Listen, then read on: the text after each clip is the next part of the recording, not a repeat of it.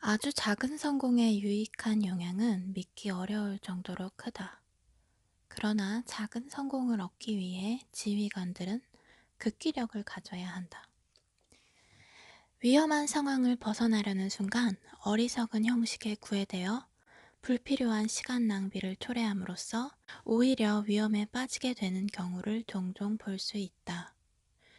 이 경우에는 위험한 상황을 어떻게 신속하게 벗어나느냐가 관건이다. 보급의 결핍과 공궁은 아무리 심화되더라도 일시적인 현상일 뿐이다. 왜냐하면 이러한 결핍과 곤궁 상황은 풍족한 물자의 보급을 통해 극복될 것이기 때문이다. 이 문장에 대해서 부가 설명을 드리자면, 이 문장을 선택한 이유는, 제가 읽어드리는 이유는, 아무리 외부 조건들이 열악할지라도 그것은 일시적인 현상일 뿐이라는 그런 저희 삶에 적용이 가능하기 때문입니다.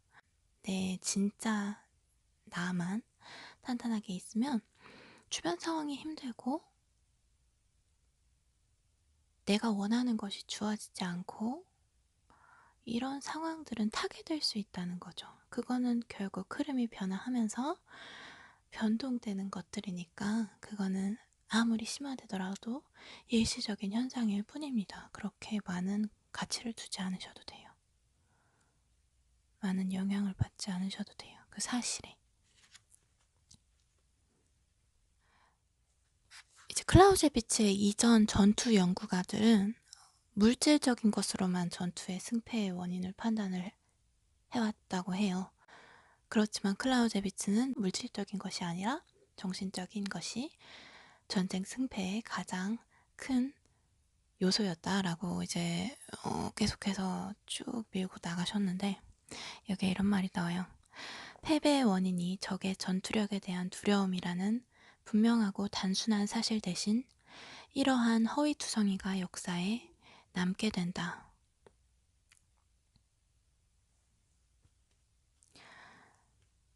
예를 들어서 공격하는 자가 공격을 중지하거나 포기하도록 강요하는 동기가 자신의 힘으로 목표까지 도달할 수 없다는 두려움, 새로운 적을 만드는 것에 대한 두려움, 자신의 동맹군이 너무 강력해지는 것에 대한 두려움 등이라는 점을 아무도 인정할 수도 인정하려고도 하지 않을 것이다. 여러분들이 살아가면서 왜 내가 그때 그 게임에서 졌지? 이겼지? 라고 하는 것을 쭉 돌이켜보면 사실 마인드? 심리적인 요인이 가장 큰 영향이었다고 여러분들은 알고 있을 거예요. 그렇지만 사람들은 어떤 것들이 부족해서라고 얘기를 하겠죠. 그냥 객관적인 조건들이 부족해서 패배했을 거라고 승리했을 거라고 판단을 할 거예요. 그렇지만 진짜 무슨 일이 벌어졌는지는 내부에 진짜 그 사람만 알잖아요. 그런 것처럼 전쟁에서도 마찬가지다. 사실 뭔가에 대한 포기가 자신이 가진 두려움으로 인해서라고 누가 인정을 하려고 하겠어요? 그런 얘기인 것 같아요. 이와 동시에 제가 한 생각은, 제가 삶을 살면서 만나는 여러 가지 챌린지들에 있어서 내 마음을 가장 잘 관리를 해야겠다는 깨달음이 들었고요. 왜냐면 세상 사람들과 판단하는 말을 우리는 되게 많이 듣잖아요. 그리고 그거에 대해서 영향을 많이 받고, 뭔가가 있어야지 성공을 해. 뭔가가 쟤는 있어서 성공을 한 거야. 뭐가 잘 됐기 때문에 된 거야. 뭐가 없었기 때문에 안 된 거야. 라는 얘기를 듣다 보면 정말 나한테도 그렇게 적용을 하거든요. 그리고 그런 객관적인 요건을 중심으로 내가 내 미래를 준비를 해나간단 말이에요. 그렇지만 진실은 진짜 내가 준비해야 될 거는 믿음과 명확한 사고, 올바른 사고, 정확한 판단력, 두려움에 대한 정보? 이런 것들이라고 이제 생각이 더욱더 확고하게 들더라고요. 그전에도 알고는 있었어요. 요새가 없는 방어구는 무너지기 쉬운 진지를 수백 개 보유하거나 갑옷을 죽지 않은 신체에 비유된다. 요새는 사막의 오아시스다. 요새는 돌아갈 수 있는 베이스 캠프? 베이스 캠프라고 생각을 하시면 되는데, 그것의 중요성에 대해서 얘기를 하고 있어요. 여러분도 여러분이 돌아갈 수 있는 요새를 많이 만들어 놓으시면, 탄탄한 요새 정말 중요하죠. 없으면 만들어라. 네. 일시적인 희생, 정말 다양한, 전쟁이라는 거 안에 정말 다양한 전투가 있고, 그것을 어떻게, 그 작은 승리와 작은 실패들을 어떻게 관리해야 되는지 이 맥락에서 들어주시면 돼요. 전체 방어에서 궁극적인 목적은 국토가 손실되지 않도록 보호하는 것이 아니라 방어하는 자에게 유리한 평화를 이룩하는 것이다. 방어하는 자는 이 목적을 확실히 달성하기 위해 최대의 노력을 경주해야 한다. 따라서 일시적 희생을 너무 심각하게 생각해서는 안 된다. 네. 큰 것을 이루려면 작은 것을 포기해야 된다. 이런 의미 아닐까요? 그리고 이런 것도 있어요. 전투력의 우위는, 누가 전투력이 세고 낮냐, 이거는 목적이 아닌 수단이라는 사실을 기억해야 된대요. 그래서 전쟁에서 적을 완전하게 타도하고자 한다면 전진 과정에서 우리의 우위가 단계적으로 약화되는 것을 감수해야만 한다.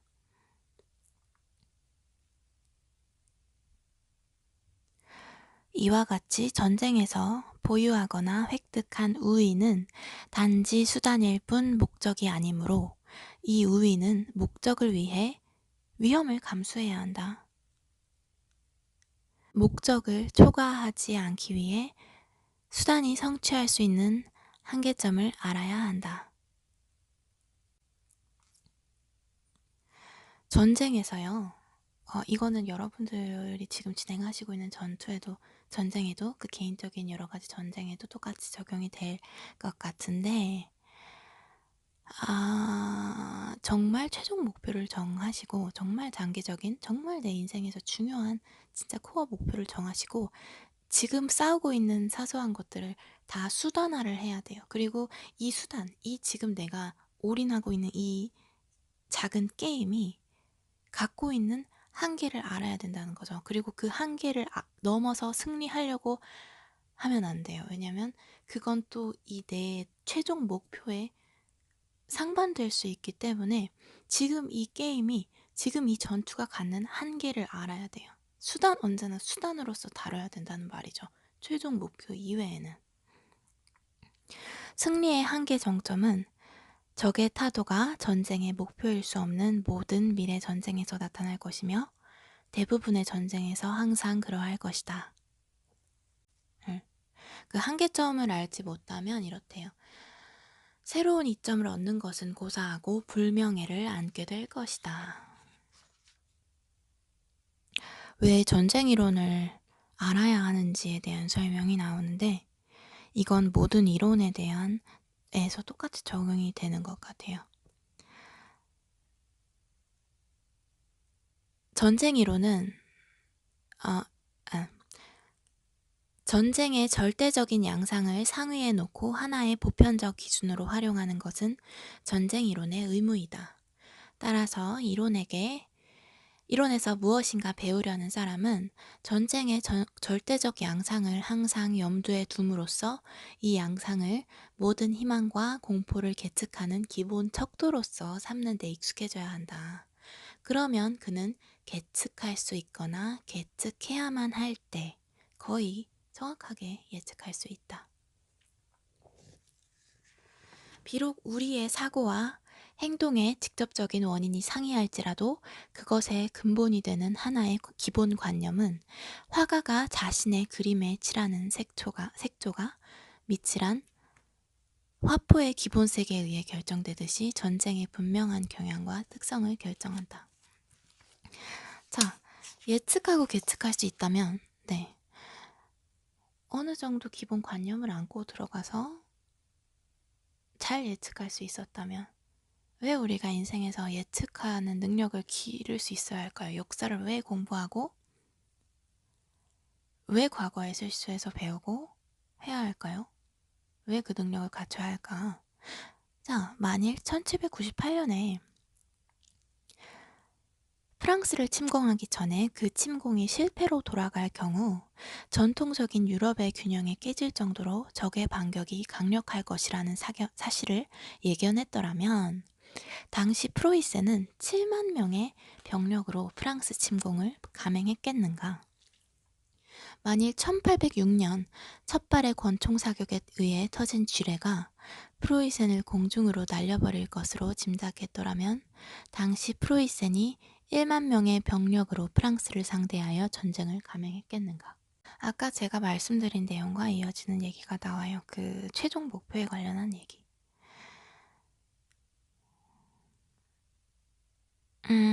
전쟁 이론에는 두 가지가 있대요. 그러니까 두 가지 갈래로 전쟁을 이해할 수 있는데 이건 양극단의 개념이래요. 자, 첫 번째 이쪽 거를 얘기를 할게요. 전쟁의 절대적 양상에는 오직 하나의 승리, 즉 최종 승리만이 존재할 뿐이다. 이 하나의 관념입니다. 자, 최종 승리가 산출되기 전까지는 아무것도 결정되지 않았고 아무도 승리하지 못했으며 아무도 패배하지 않았습니다. 그 구성 부분들, 개별 승리들은 이 전체와 연관될 때만 가치를 지닌다. 이게 이쪽의 관념이고 이쪽에는 이 대립하는 이 극단적인 다른 관념이에요.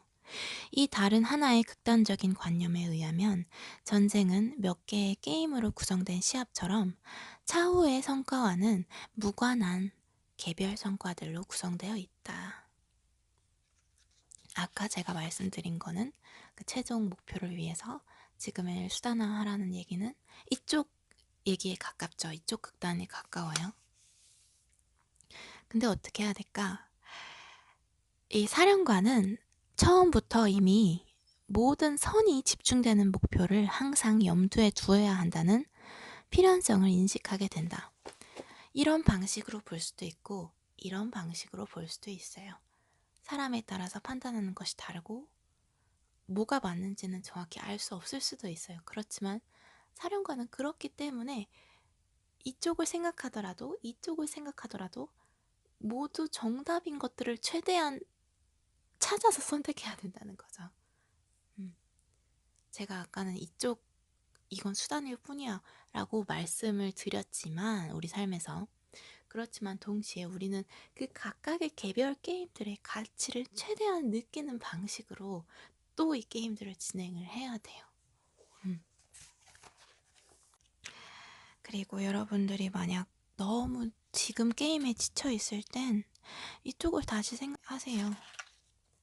자, 최종 승리가 산출되기 전까지는 아무것도 결정되지 않았고 아무도 승리하지 못했으며 아무도 패배하지 않았다. 우리는 진짜로 승리해 본 적도 없고 패배한 적도 없는 거예요. 만약 나를 루저로 정의하시는 분도 있다면 다시 한번 생각해 보세요. 한 번도 져본 적이 없는 거예요. 우리는 진 게 아니에요. 모든 것은 다 이렇게 조화를 이루고 유기체적으로 발현되기 때문에 우리 삶도 하나의 이런저런 작은 실패와 성공들로는 또 정의될 수가 없는 거죠. 사실 우리는 이쪽보다는 이쪽에 너무 치우친 삶을 살고 있기 때문에 개별 성과들에 너무 일희일비하는 삶을 살고 있기 때문에 이렇게 되면 너무 또 치우친 상황이거든요. 인생이라는 전투에서. 그리고 이제 정말 마지막 전쟁론의 명언이 나오는데 불가능한 것을 추구하기 위해 가능한 것을 희생시키는 사람은 바보이다. 불가능한 것을 추구하기 위해 가능한 것을 희생시키는 사람은 바보이다. 불가능한 것을 추구하기 위해 가능한 것을 희생시키는 사람은 바보이다. 여러분, 그러고 있진 않나요? 머릿속의 관념을 위해서 현실을 희생하고 있진 않나요? 이런 말도 있죠. "불가능에 도달하는 유일한 방법은 가능한 것들을 하는 것이다." 라는 얘기도 있어서 이어지는 것 같죠. 할 수 있는 걸 지금 할 수 있는 걸 하자라는 그 기본적인 클리셰로 돌아가는데, 이렇게 전쟁론 두 번의 영상으로 다 마쳤습니다. 이 영상이 여러분의 삶의 작고 큰 전투에서, 인생에서 겪는 전투에서 통찰력을 지닐 수 있게 되게 하는데 도움이 됐으면 좋겠어요. 조금 더 행복하고 안정적인 게임들을 이어나가실 수 있도록, 그리고 결국엔 여러분들의 방식으로 승리할 수 있을 거예요. 결국에는 승리합니다. 결국에는 승리합니다.